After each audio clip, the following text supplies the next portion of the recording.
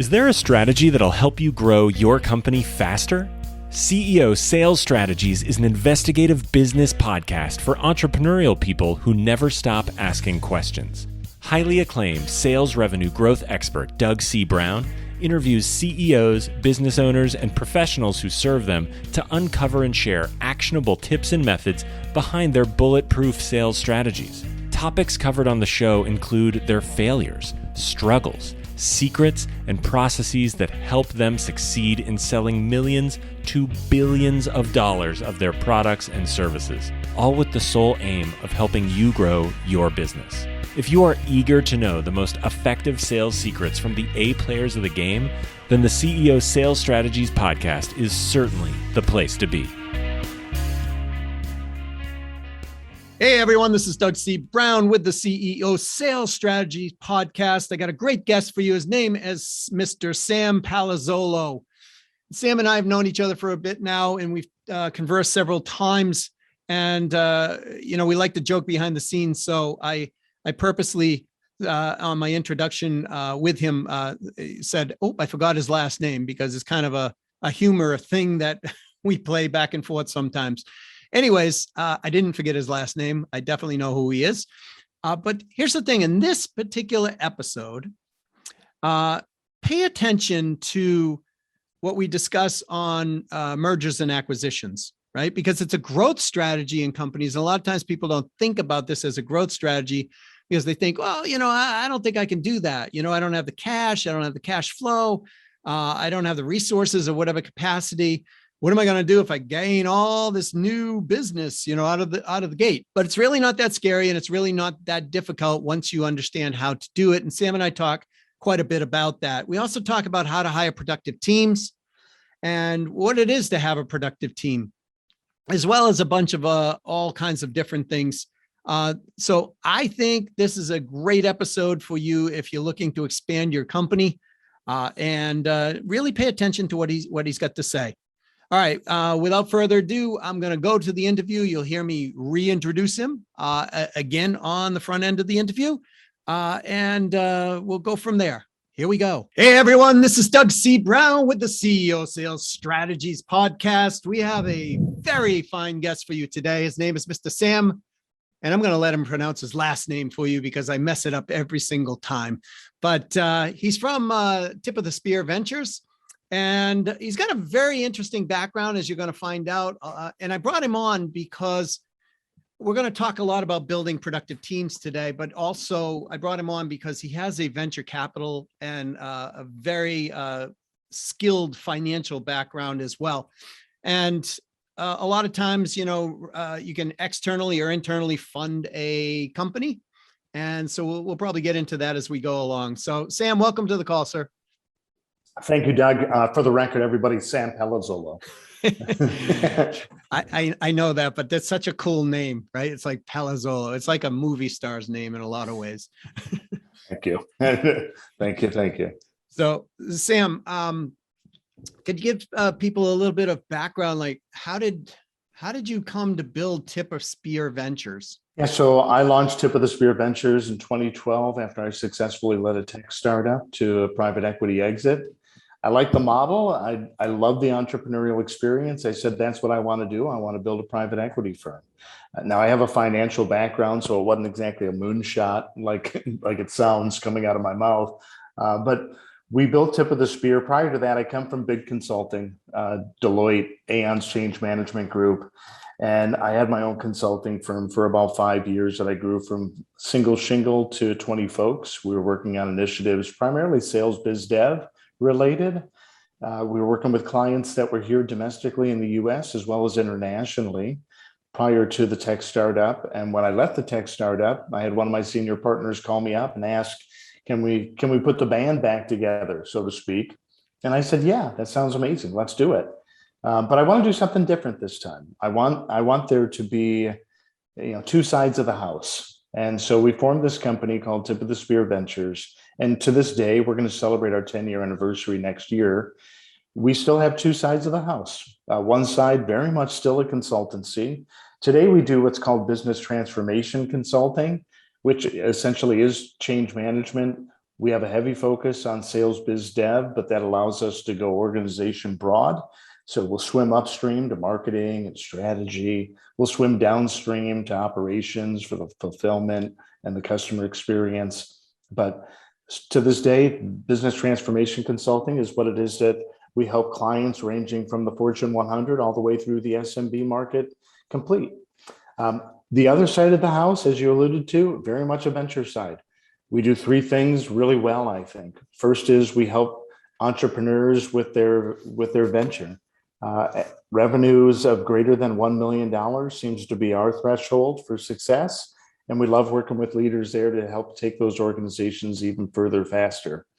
We do two other things: business funding that you mentioned. Traditionally, most people think of it as a capital raise, but we also have identified some of the work that I did with the University of London consists of identifying 5 unique customer funding elements. The last thing that we do on the venture side of the house, we're a great M&A firm. And I say great because we work exclusively with exiting baby boomers who don't have a clear line of succession. They're looking to carry on the legacy of the organization so that they so rightly should have carry forward. We pick up that legacy, run with it. So that's Tip of the Spear Ventures, as I mentioned, and we're a Nevada corporation and love Las Vegas, all things Vegas. Vegas, baby. So you hit on something that I think a lot of people don't think about, but the M&A side, which is mergers and acquisitions, right? Mm-hmm. Acquisitions and mergers can be a great way to grow a company, but a lot of people don't think about it as a growth strategy. And I know you're a growth strategy expert. The thing I like about you is you're quiet and suave, if you will, but it's the reality is you're a formidable business person in life, and very, very knowledgeable. And what I noticed on your site is you have multitudes of ways of companies to grow. So you're actually helping them grow their revenues. One of those ways is through M&A. And I don't think a lot of people understand that, they think, oh my God, I got to come up with all this money and I can never buy my competitor. I can't do this or I can't do that. Could you speak to that kind of myth, I would say? I would say so. I want to say that I didn't recognize, sometimes you don't know what you don't know, and that's a benefit for you as a leader in business or in life. But I didn't recognize that I was as fortunate as I was having a private equity exit with the startup, that entrepreneurial journey. And I say what I didn't recognize how fortunate I was because the statistics are significantly against you. The odds are against you in an entrepreneurial startup fashion. I think less than 2% of all organizations go to that private equity type of an exit. And I think the statistics bear out that the failure rate is significantly high.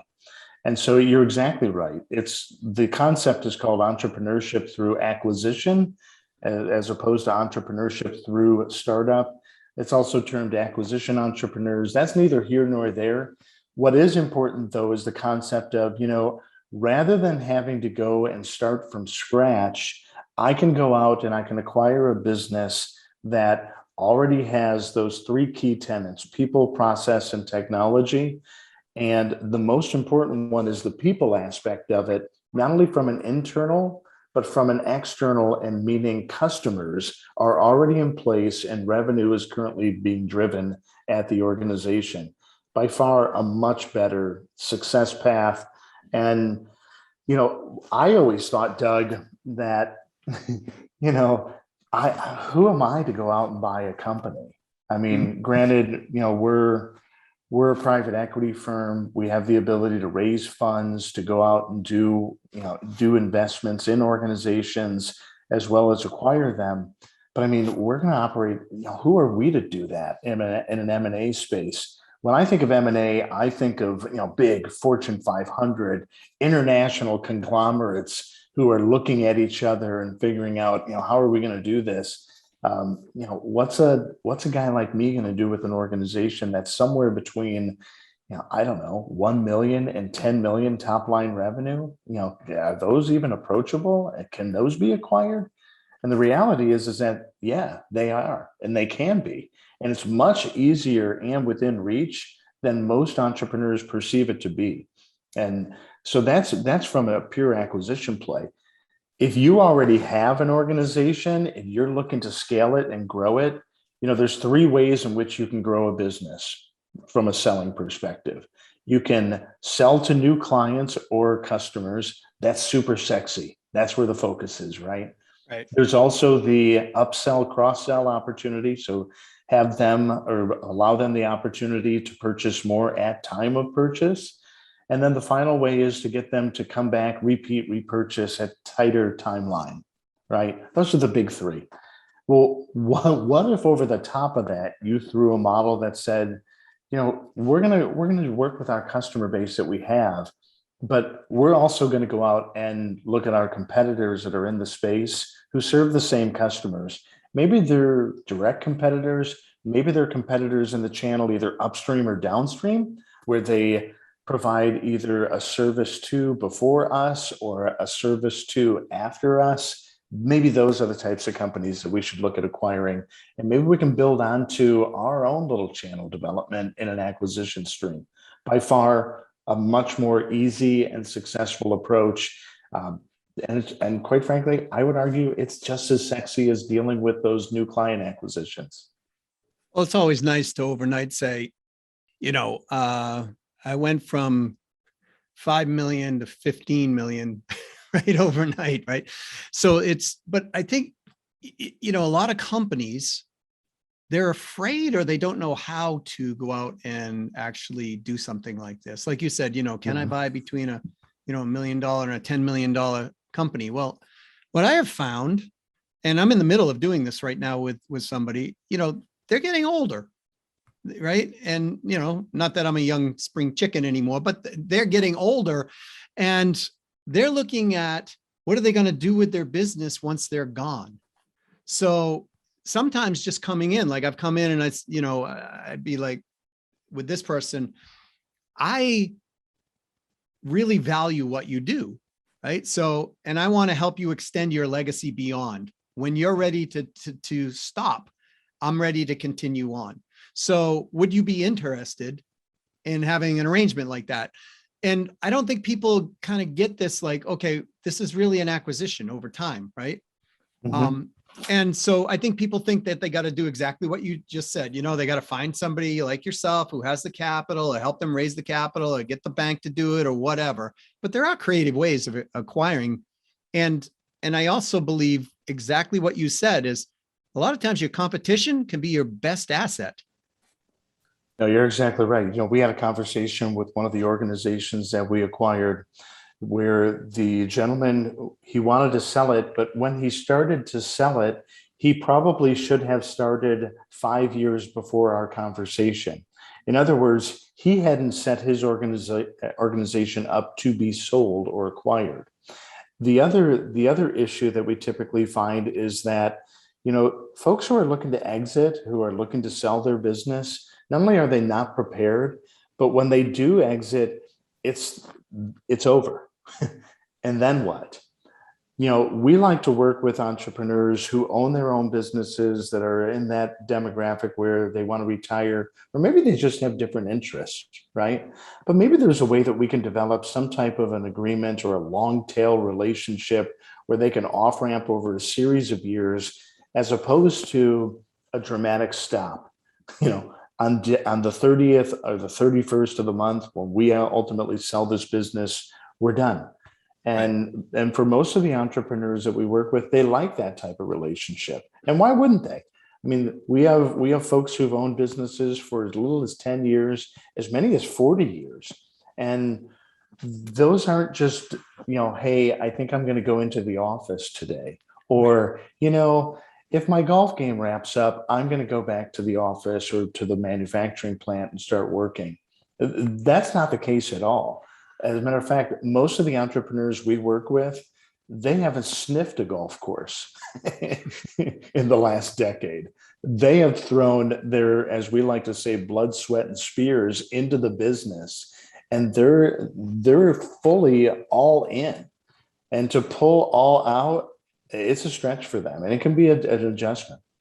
Yeah, and so in that case, because I can imagine some of the people listening here. And by the way, folks, we're talking to Mr. Sam Palazzolo. I do know how to say his last name. I was just playing with him. And it's from Tip of the Spear Ventures. And Sam, it just blows my mind. Sometimes people, when they're working a business like that, a lot of people that I've talked with in the past are like, well, why would they want to sell their business if they're doing $10 million a year, right? And there's all kinds of reasons. Like you said, maybe they lose focus and they want to do something else. My father, I remember he had a business from 1962 to 1980, and he built it on his back. And it was a thriving business, had a dozen employees in it, doing really well. One day he comes down and he just locks the door and he walks away from the business. And I said, Dad, what are you doing? He goes, I can't take it anymore. I want to go, fishing. Right. So he goes and buys a fishing vessel. He becomes a lobsterman. But the business, the building was there, paid for, everything was there. Literally thousands of clients in the database. And so I said to him, I said, Dad, why don't you sell versus buy? I mean, versus just cash out, right? And just walk away. I mean, you're going to lose all this. And back then, that it was hundreds of thousands, if not $1 million+ he was just leaving there, right? Mm-hmm. And so he didn't take my advice.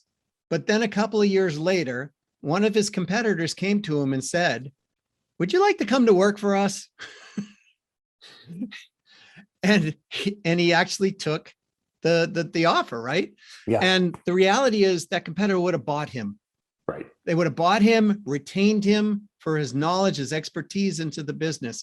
So what I want people listening to this to get is, if you get creative and just have a little bit of, I would say, understanding where the person's coming from, or a lot of it, then a lot of times, money doesn't have to come right out of pocket right away. Sometimes it does, sometimes it doesn't. Has that been your experience as well? It has been. You hit on a couple of different things there that I'll approach with the why sell question that you phrased. The first one is that we typically find that we connect with entrepreneurs who own their own businesses when they recognize that we have a significant opportunity to increase our revenue, to grow our business, some of which they could grow it exponentially. Some could be 1.5 times. But the reason why it is that they're talking with us is because they don't know how to go about doing that. Sometimes that there's an opportunity they turn down a client. We had one who they turned down a multi-million-dollar contract with a customer because they just were afraid that they couldn't fulfill it. If that's your situation, we should talk, because we've got a strategy that's architected for that.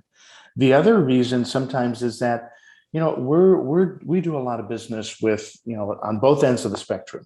We do startups that are technology oriented. We also do some things with baby boomer led manufacturing firms. And it's in those baby boomer led manufacturing firms that maybe they haven't exactly been the greatest adopters of technology. Not necessarily new technology like the latest iPhone. We're talking like they still have a flip phone. And not that there's anything wrong with a flip phone, because the concept of a phone is still a phone. It rings, you answer, you want to call someone, you hit a series of buttons, and the person ends up on the other line. Flip phones work just as well. There's just a whole bunch of other things that an iPhone does better. But it is one of those things where maybe they recognize there's some technology that we could employ here that we just don't have right now. And if we did, it would grow our business, right? I'll say this much though, and your father, that's a great story, because we had one of the entrepreneurs we worked with who gave us the old cliche, Doug, of, I want to keep my friends close and my enemies closer. In other words, he wants to keep his competitors as close as he can, not necessarily to do that corporate espionage, the cloak and dagger of, what are they doing? How are they going to market? What's the recipe for Coke? Not that type of thing. They're doing it because they also recognize that, sometimes in business, what's right for them might be, perfect or wrong for somebody else. And if somebody else can provide them with that introduction to what that right moment is or customer, all the better. We constantly in the space that we're in, and this is one of the things that I love best about our business, is that there's a really great networking event that takes place time and time again, where I'll be approached from an entrepreneur. They've got a great idea. They've got great technology, but it's just not the right opportunity for us. It's wrong for us. I probably know someone that it's perfect for or right for. And so I'll provide the introduction. Those types of introductions happen time and again in my space. It's one of the things I love most about what it is we do. So what you do, who you do it for, like if somebody wanted to get a hold of you or, they're listening to this and going, my God, I never thought about maybe we should acquire competition or we should be able to, extend our reach through competitive play. And they want to know more about you. They want to know more about the company. They want to know what you can possibly do for them. How do they get a hold of you? What would be the contact stuff? Yeah, they can visit us at tipofthespearventures.com. Tipofthespearventures.com. I will pop up in a chat bot in the lower right-hand portion of the website screen. All you need to do is just enter in some contact information there. I'll outreach and connect with you. If I'm online at the time, which normally I am, I'll begin chatting with you right there in the chat bot. That's the easiest way. I'll say this much also, that sometimes folks don't recognize, should I get a hold of somebody like Sam? What does it look like? We've kind of bridged the gap between where they're at and where I'm at by providing them with a business transformation self-assessment workbook. We created it. It's 37 pages in length, 128 questions. They can go through it themselves and identify all of the different business transformation opportunities that we typically see with the organizations that we work with, if those same things play out in their business. So you can also secure that at our website. And I know we'll make it available in our show notes here. Absolutely. We'll put it in the show notes for everybody. So but I like the idea. And by the way, when I went to your website and I saw your face pop up on the chat bot, right? I was like, this is really cool. This is an idea that I had not thought about because I know all about chat and I talk to clients about chat, but I don't have it on my website, right? So here's the thing though. A lot of times when people come to our websites and they're just browsing around and a chat box comes up, they have a question and all of a sudden they feel safe enough because it's like, okay, well, they're not going to be calling me. They're not going to be, whatever they're thinking on that side. I actually introduced this to a B2B training company and it increased their lead flow almost 30% off their website, off the chatbot. So I would encourage everybody to give it a look and see if it works for them. Have you found that people like to use the chat feature? I think that they don't recognize that they're talking with a real person. This is the other thing. You actually are talking with me. I think most of it is out there in technology, corporate world. It's automated 100%. Right. But from our perspective, we looked at it like, no, we don't want to do that. We could automate it. We could have it channeled down where you answer 50 questions and each one kind of takes you down a different rabbit hole based on what it is that you answer.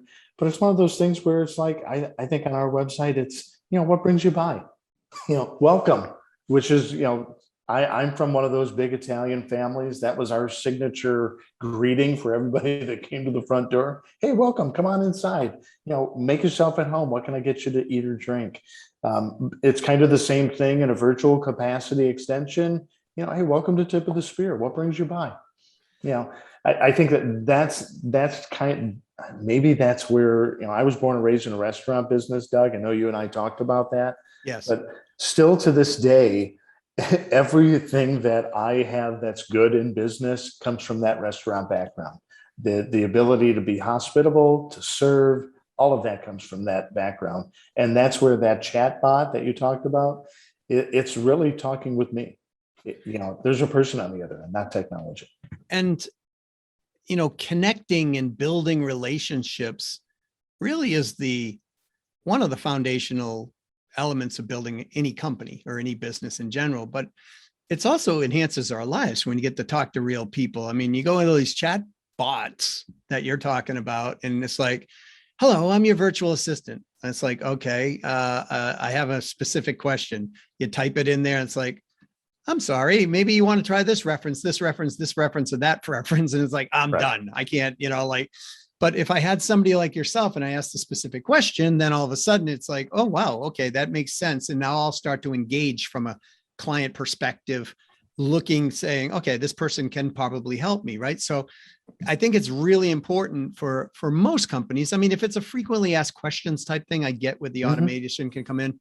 But when it comes to, what you do or I do or, other companies, even my dad's business, they would ask questions that were, hey, I'm thinking of connecting this wire to this thing.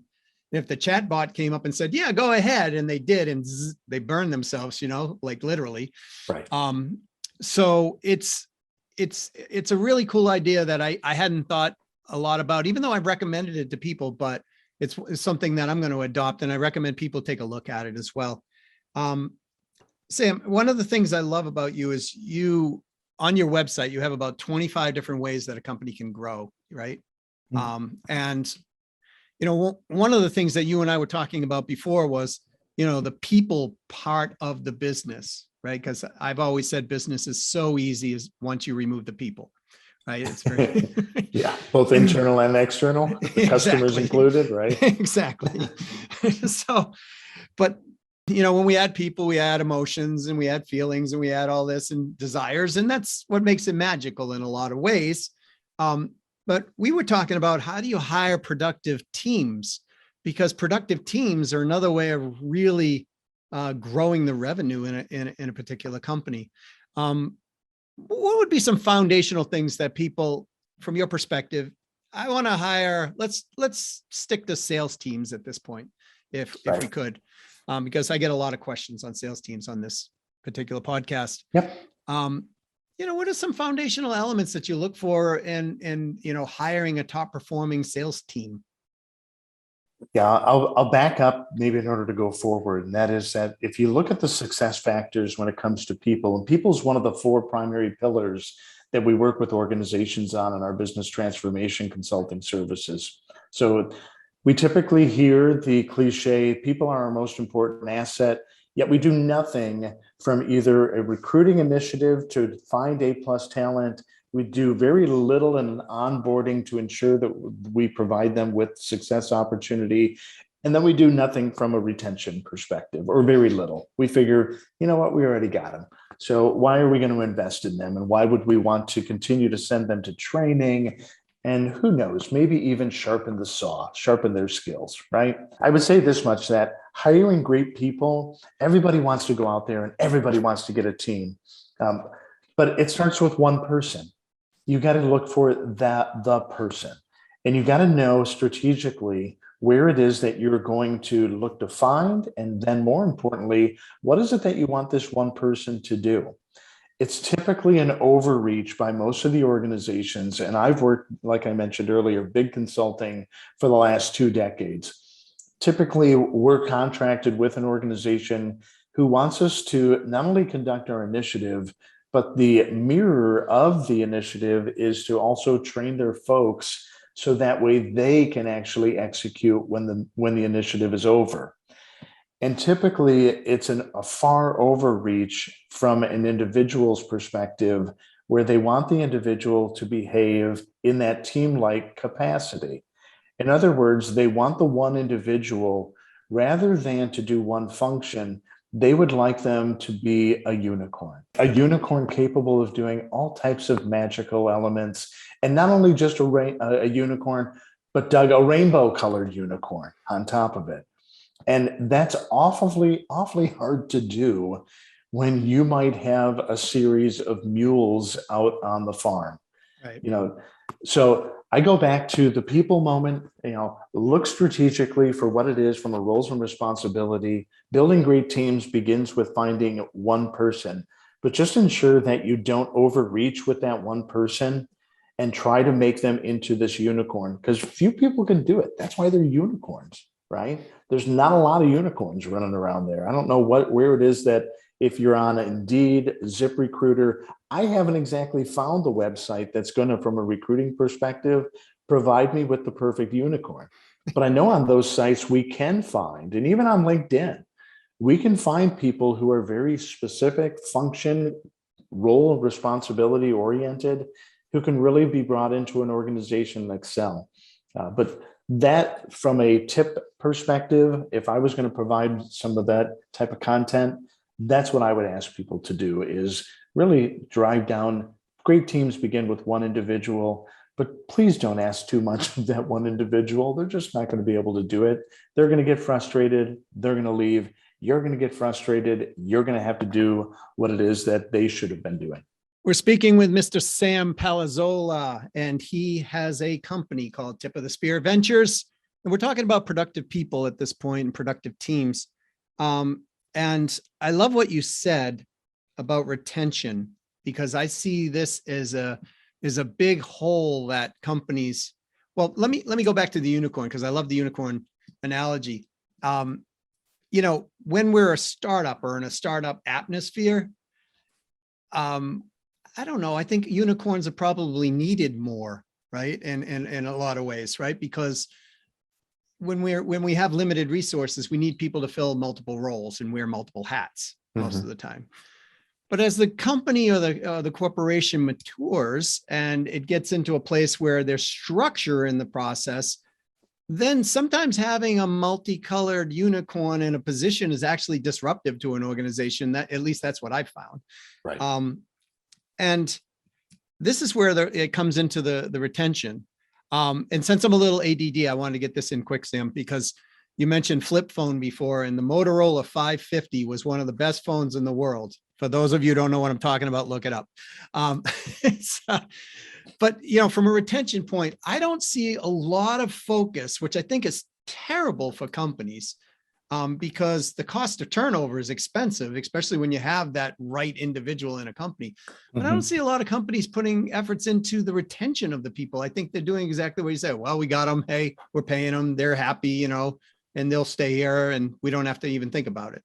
But I find the best companies who'll hold on to their people. I mean, I have some friends who have, 40-year-old companies, and they still have original employees, right, in these companies, but they do special things to retain them. Do you find that retention should be a higher focus for people in the employees that they want to retain? Yeah, I think it depends on what your strategy is. I'll give you two perspectives on it. One is that I have a good friend. They're going to work for an organization. This is the #1 product fulfillment company on the planet. You can probably guess who they are, but their expectation in one of their departments is to have nearly 500% turnover. That's their strategic architecture. That's what they built their business around. They want to have people that come in, do the work, and then they know within a good 3 to 6 month time window, they're going to have 500% depart. That is a frightening figure. But #1 in the world allows you to have high tide, no rocks, no tree stumps to run aground on. They're operating at a much better level, or a kind of a blue ocean, if you will, than most other business owners. But the other thought that I'll throw past you is one of, people do what it is that they get compensated to do. We have developed over the years over 100 different compensation plans that help drive specific performance and behaviors, so that way organizations achieve their goals. I'm a firm believer that people do what it is that they get paid to do. And in one of the industries that we worked in, and one of the organizations, we found that, and you're right, you can walk into an organization, it kind of feels different, right? When the employees have been there for 20, 30 years. There's a different vibe, a different culture landscape. It just feels different as opposed to the one with the 500% turnover, which is probably much more operating room sterile, probably because nobody has time to put stuff in their cubicles at that turnover rate, right? What we found though with this industry was that people were staying there for a really long time because they like the culture and they like the atmosphere. Their compensation plan, by the way, wasn't very great. They weren't the top payers within the industry, nor did they need to be, because people wanted to come to work there because they liked the place and they liked the people. They also kind of liked the work, but that was neither here nor there, and it wasn't first or second. They really liked the place and they liked the other people. And you didn't have to pay the people a lot, which was kind of interesting. Conversely, though, we've also worked in those industries and organizations where they paid a ton because they knew it was a brutal atmosphere. The leaders were bad. I think that's the nicest way I can phrase it. But in those types of organizations, people still wanted to go to work there too. And there was always a new group of recruits that were coming through the door. Why were they going? Because they were interested in making a buck, plain and simple. And guess what? The organization, their strategic architecture, that's what they were interested in doing too. Mm-hmm. So a couple of different thoughts on that from when it comes to compensation, pay plan, people. That makes sense? It absolutely. And I'd love to have you back on a future podcast just to talk about compensation plans, because most people don't understand them. But what I'm hearing is an overarching theme, and I subscribe to this as well, which is if you're going to hire somebody, understand what the specific role for that person's to be and the environment in which they're supposed to be working in. And then look for people who fit that role specificity, but also the personality who's driven in that atmosphere. So if you take somebody who's been in a company for 40 years, let's say, and they're looking at retirement and they're just kind of going to be on the exit, maybe they do, or most times they won't. They're not interested in getting into this high pressure, startup sales atmosphere at that point. Right. So it's really about quality of life all the way through people's lives. And if people look at, okay, what's the quality of life going to be here for these people, then they can come up with the right match. Mm-hmm. Am I targeted correctly on that? No, you're spot on. That's a great way to look at it. I think that there's also never been a better time, Doug, than right now. We are within subject matter expert attainment on any topic, thanks to Google. As long as you can write in the right keywords and search for it, you can probably within 5 pages of results become a subject matter expert. Why do I bring this up? Because most of the organizations that we work with, they have a difficult time in identifying those specific behaviors that they want to accelerate to identify within the compensation plan. They also have a difficult time attracting and recruiting personnel. And the best way to do that is to find out, you don't need to be a great copywriter.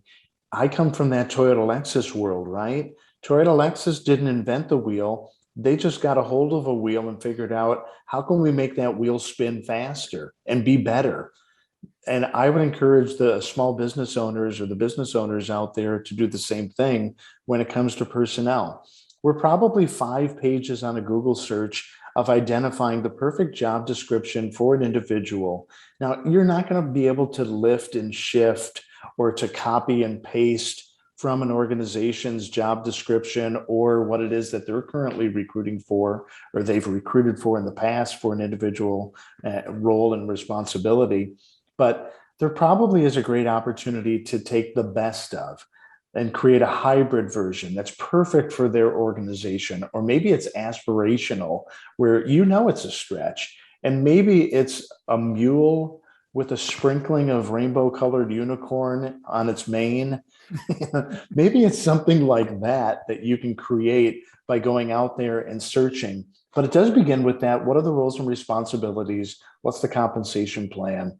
It's never been an easier time, though, to do a Google search and to find out who else has looked for this type of person What type of an organization do we want to architect and model after? Those types of things are clearly within reach. It just takes time. Well said. Thank you. I appreciate that. I could talk with you, as you and I know, we get on calls and we could talk for hours, right? So it's really nice to have you on this. I know people are going to get tremendous value. Folks, go to the website. We'll post everything in the chat notes. If you want to talk with Sam directly, hit up the chat on that website. It will be him. It won't be an automated person. And have a conversation. I really appreciate you being here. Last question. Is there anything that you were hoping maybe I should have asked you that I didn't on this particular conversation? No, I think it's one of those things. We hit on one of the key aspects, one of the key pillars for our business transformation consulting is people. People, most important asset any organization can have. I think that, let's do it again. Because there's three other pillars out there: right. Strategy, execution, and cash generation, either cash flow or revenue gen. And if your audience is within my subject matter expertise, which is sales and biz dev, let's have that conversation on how it is we can drive some more money. Awesome. You heard it, folks. Go to his website, hit him on the chat, and see what he can do for you. Sam, again, I appreciate you being here, sir. And thanks so much. Have a wonderful rest of your day. Thank you, Doug. Hey, wasn't that a great episode? Now, think about this on mergers and acquisitions. How can you acquire or work with your competition in order to expand your revenue? That's what it's all about, right? How do you expand your revenue? Now, think about it. There's lots of client bases built in. There's lots of things that are going on within a certain company, and your competitors, sometimes they don't want to deal with it anymore, right? They just got to a place. I had a gentleman that I know, he had a $200 million company. He said, the heck with it. He sold his company off and he started a fly fishing business, right? So you never know where somebody's at in the process of where they are in the business. But the reality is most people don't want their business just to die. They want to have some type of legacy that continues on. It's just kind of a human need for us. We want to have our existence mean something and go on. So part of the whole process is, how do you use your competition to either acquire them or expand or help them grow as well and maybe consume them in the process? It's a win-win scenario. Also, on and around hiring top producing teams, I thought Sam brought forth a really great piece of information, which is you really want alignment, right? What do you want this person to specifically do? And then what is the environment in which they're going to work? And how do you align that person's personality, their natural personality up with their expertise? If you do that in general, you'll hire a lot more people and they'll stick and they'll do a great job for you. Well, one of the big mistakes I see in people hiring is they don't do that type of thing, right? So, all right, so that's it. Thanks for listening to another episode. If you like this, please go up and give it a 5-star review. I know. Well, Doug, I got to go up there, click on the button and give it a 5-star review, blah, blah, blah, right? Takes time. I really appreciate if you would do so if you find these episodes valuable. And send in your comments, send in your questions. Let me know what you want me to talk about next. I'm here to help you folks drive your business to the next level. And of course, if you want Sam's help, you know how to reach out to him. You'll see that in the show notes. And certainly a very capable guy of helping you move to the next level. If you find this interesting and you want to talk with me directly, reach out to me either at 603-595-0303. On the phone. Yep, I still do old school, or go to the website or just go to my LinkedIn profile, Doug Brown 1234, not at gmail.com. Now you all know my personal email address. It's Doug at Business Success Factors, which is the other email address that I use for the company. So anyways, hope you all having a great day. Go sell something, be great, expand your revenue, and let me know what you want to hear about next to your success.